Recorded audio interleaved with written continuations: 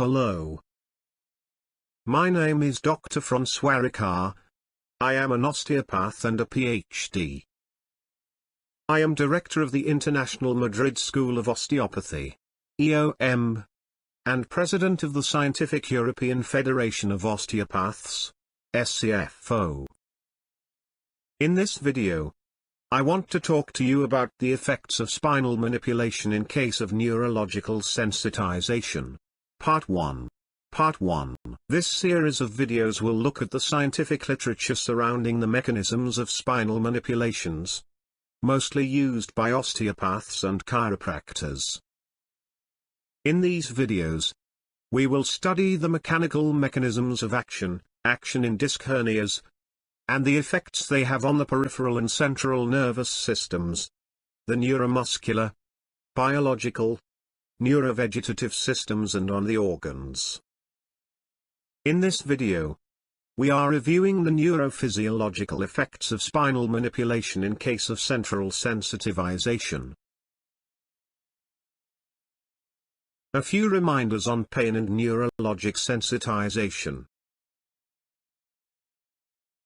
Normal sensation, Wolf, 2016. The somatosensory system is organized such that the highly specialized primary sensory neurons, that encode low-intensity stimuli, only activate those central pathways that lead to innocuous sensations, while high-intensity stimuli that activate nociceptor only activate the central pathways that lead to pain, and the two parallel pathways do not functionally intersect. This is mediated by the strong synaptic inputs between the sensory inputs and pathways, and inhibitory neurons, that focus activity to these dedicated circuits. In the normal sensation, the somatosensory system is organized in separate, parallel pathways, such that low-intensity stimuli only activate the central pathways that lead to innocuous sensations such as touch, whereas high-intensity stimuli that activate nociceptors only activate the central pathways that lead to pain. This effect is mediated by the strong synaptic inputs between the sensory pathways, and by inhibitory neurons that focus activity to these dedicated circuits. Neuronal activity in physiological process, D'Alessandro et al., 2016. These figures show the antithetic processes and relative outcomes occurring in physiological process after a stimulus, noxious stimuli, inflammation, wound, trauma, activates the nociceptive afferents, box A. Physiologically, antidromic activation of C fibers, the so-called neurogenic inflammation, and specific autonomic efferences, box B, sustain peripheral healing process, restoring both homeostasis and physiological ongoing interoceptive centrifugal communication between periphery and central nervous system, box C. In normal conditions, according to Smith et al., 2018, an acute stressor will signal the paraventricular nucleus of the hypothalamus to release corticotropin-releasing factor into the hypophyseal portal veins, which causes the anterior pituitary gland to release adrenocorticotropic hormone, ACTH. Circulating ACTH signals the adrenal cortex to release glucocorticoids that have downstream metabolic effects. A negative feedback loop is established to turn off activation of the hypothalamic pituitary adrenal axis by suppressing the production of corticotropin-releasing factor and ACTH upon cessation of the initial stressor. The hippocampus and the amygdala play inhibitory and excitatory roles in regulation of the hypothalamic pituitary adrenal axis, respectively. The corticotropin-releasing factor, released upon hypothalamic pituitary adrenal axis activation, also has peripheral effects. Mast cells can become activated by corticotropin-releasing factor, causing the release of cytokines and growth factors that have reciprocal interactions with peripheral nociceptors. Nociceptor activation signals through the dorsal horn of the spinal cord, leading to activation of supraspinal somatosensory brain regions. The descending pain pathway also plays a role in the regulation of painful experiences. Denslow et al. 1947, were among the first to study the phenomenon of central nerve facilitation in osteopathy. The patterns that they observed indicate that motor neurons can be maintained in a state of facilitation because of sensory bombarding of the related paravertebral structures. 𝐷𝐻𝐿 and the consequences of spinal cord facilitation. Denslow, 𝐻𝐿 and Krems, 1947, indicate that motor reflex thresholds are related to pain thresholds, which suggests that some sensory pathways in the abnormal segment are also sensitized or facilitated. Mechanical stimuli below the threshold may trigger pain if the central neurons are sensitized. Central sensitization refers to the modification of neural thresholds in the spinal cord, and/or the reduction of cortical inhibition of pain. Central sensitization is an increase in the excitability of neurons in the central nervous system, so that normal stimuli begin to produce abnormal reactions. Unlike other sensory stimuli, peripheral nociceptor impulse trains can trigger long-term circuits in the central nervous system, and can cause prolonged states of hypersensitivity. In central sensitization, according to Smith et al. 2018, with the induction of central sensitization in somatosensory pathways, with increases in synaptic efficacy, and reductions in inhibition, a central amplification occurs, enhancing the pain response to noxious stimuli in amplitude, duration, and spatial extent. While the strengthening of normally ineffective synapses recruits subliminal inputs, such that inputs in low-threshold sensory inputs can now activate the pain circuit. The two parallel sensory pathways converge. The pain response to noxious stimuli is enhanced, hyperalgesia, whereas the sensitivity of the normally ineffective convergent synapses is strengthened, allowing low-threshold sensory inputs to activate the pain circuit, allodynia. According to Cook et al. 1987, central facilitation, also known as central sensitization, refers to an increase in excitability, or an enhanced capacity in the dorsal horn neurons, to respond to an afferent input. Central facilitation can manifest as an increase in spontaneous central neuron activity, caused by improved discharging of the central neurons, in response to an afferent input, or as a change in the properties of the receptive field of the central neurons. Central sensitization. Wolf, 2016. Chronic early life, or adult stress, leads to alteration in limbic regulation of the hypothalamic pituitary adrenal axis. This is due to increased corticotropin releasing factor expression and drive from the amygdala, 1, and decreased glucocorticoid receptor and brain-derived neurotrophic factor expression in hippocampus, which dampens inhibition, 2. These changes ultimately lead to increased corticotropin releasing factor release from the hypothalamus, 3. Increased and prolonged release of ACTH after cessation of the stressor, 4. And increased glucocorticoid production, 5.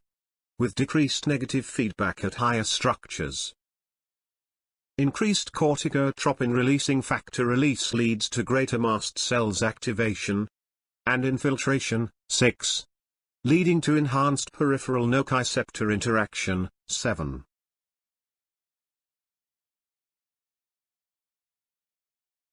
The neurological sensitization, according to D'Alessandro et al. 2016. In the right column, pink boxes, lacking resolution of peripheral inflammation, sustains nociceptive afference, with a consecutive amplification of centrifugal phenomena, boxes C and D, that can become maladaptive or neurotoxic. Casanthas and Sandgula, 2014. This central nervous system vicious cycle, box F, could support peripheral sensitization, 1, and central sensitization, 2, as well as an ever-ending self-maintenance inflammation state, 3, box G. According to Gay et al. 2013, the joints are innervated by nociceptors that respond to noxious joint movements, and are the endings of unmyelinated afferential fibers. They are stimulated in the presence of factors released by tissue to MAG, and can be sensitized by local inflammation of the joint. Nociceptors receive local stimuli, and transform them into action potentials. These are transmitted through the primary sensory fibers to the central nervous system. The fibers of the nociceptors have their cell bodies in the dorsal root ganglia. Peripheral sensitization consists of a reduction in the response threshold, and an increase in the reactivity of the peripheral endings of nociceptors, the high threshold peripheral sensory neurons that transfer the influx from the peripheral nerves through the peripheral targets, skin, muscle, joints and viscera, to the central nervous system, spinal cord and brain stem. Peripheral sensitization is the result of modifications of the major proteins and ion channels, known as transduction proteins, that determine the excitability of the terminal nociceptor. It indicates that the extension of nociception occurs in tissues innervated by the peripheral nervous system. According to Grosser et al. 2017, in case of nociception, peripheral and central sensitization, inflammation, such as arthritis of the knee, induces peripheral and central sensitization of the nociceptive system. These processes involve upregulation of COX-2 and production of PGE2 in inflamed tissue and the spinal cord. PGE2 signaling through prostaglandin E receptors lowers the activation threshold of pain-sensing ion channels on nociceptors and facilitates signal transduction to the brain. Primary hyperalgesia. PGE2 diffusing within the spinal cord contributes to the widening of the pain receptive field. Secondary hyperalgesia. At the presynaptic level, PGE2 facilitates the spinal release of the excitatory neurotransmitter glutamate, substance P, or calcitonin gene-related peptide, resulting in enhanced nociceptive processing. At the postsynaptic level, PGE2 directly activates dorsal horn neurons, enhances AMPA, R, and NMDAR activity, or blocks inhibitory glycinergic neurotransmission. According to Duray et al. 2017, mechanism of peripheral versus central sensitization includes an activation of peripheral nociceptors on the skin in response to stimuli, such as heat, injury, or mechanical pressure, initiates the release of chemical mediators at the site of injury, peripheral sensitization. Persistent pain or inflammation causes activation and repetitive firing in afferent C fiber nociceptors, which triggers the release of excitatory neurotransmitter glutamate in the synapse of the dorsal horn, central sensitization. This is accompanied by the release of substance P, brain-derived neurotropic factor, and neurokinins, which causes persistent depolarization of the cell membrane. Additionally, activation of AMPA, or NMDA receptors, by glutamate, stimulates the microglia, and subsequently induces the release of cyclooxygenase enzymes 1 and 2, nitric oxide, and other pro-inflammatory mediators, tumor necrosis factor alpha, interleukins 1 and 6. Brain plasticity and central sensitization. Repeated stimulation causes neurotransmitter levels and electrical signals in the brain to change, as neurons develop a memory to respond to these signals. Frequent stimulation results in a stronger brain memory, so that the brain responds more quickly and effectively when it will test the same stimulation. These resulting changes in the brain are designated under the name of nerve plasticity, or central sensitization. According to Gustin et al., 2012, the somatosensory cortex remodels in response to sensory deprivation, with regions deprived of input invaded by neighboring representations. How to do the neurological sensitization diagnosis? The degree of cortical reorganization is correlated with ongoing pain intensity, which has led to the assumption that chronic pain conditions are invariably associated with somatosensory cortex reorganization. Because the presentation and etiology of chronic pain vary, we determined whether cortical changes in human subjects are similar for differing pain types. Using functional and anatomical MRI, Gustin et al., 2012, found that, while human patients with neuropathic pain displayed cortical reorganization and changes in somatosensory cortex activity, patients with non-neuropathic chronic pain did not.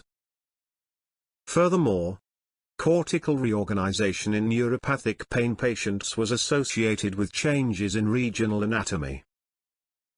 These data, by showing that pain per se is not associated with cortical plasticity, suggest that treatments aimed at reversing cortical reorganization should only be considered for use in patients with certain types of chronic pain. Central sensitization manifests as pain hypersensitivity, particularly dynamic tactile allodynia, secondary punctate or pressure hyperalgesia, after sensations, and enhanced temporal summation. Studies in clinical cohorts, Wolf, 2011, reveal changes in pain sensitivity that have been interpreted as revealing an important contribution of central sensitization to the pain phenotype in patients with fibromyalgia, osteoarthritis, musculoskeletal disorders with generalized pain hypersensitivity, headache, temporomandibular joint disorders, dental pain, neuropathic pain as sciatica, visceral pain hypersensitivity disorders, and post-surgical pain. The diagnosis according to NACE, 2014, includes important questions in case of musculoskeletal pain. Disproportionate pain experience? If the answer is no, there is no sensitization. Diffuse pain distribution? If not, there is no sensitization.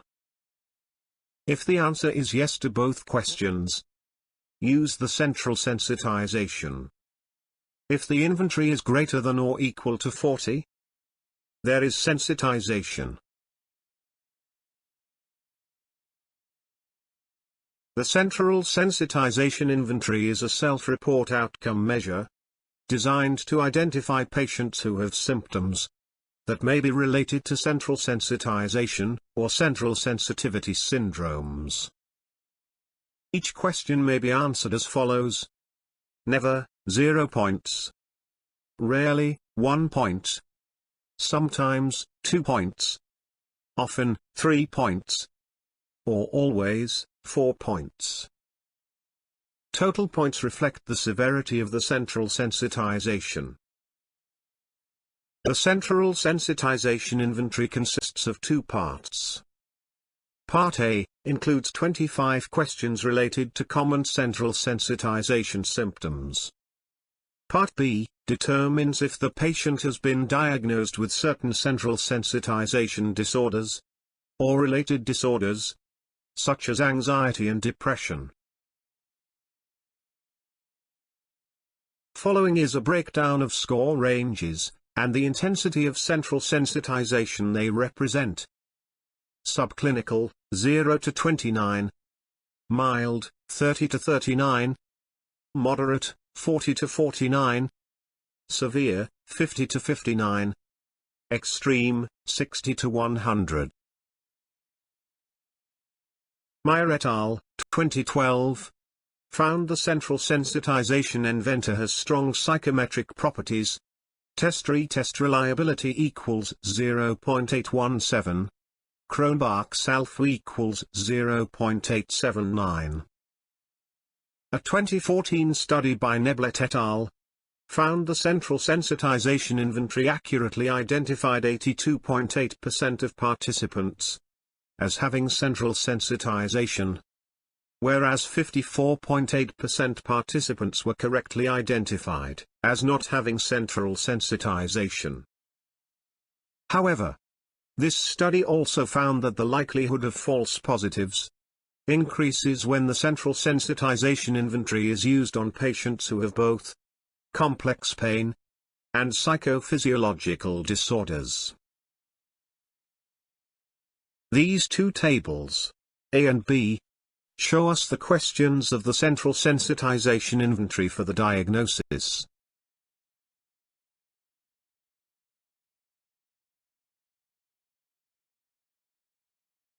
End of part 1.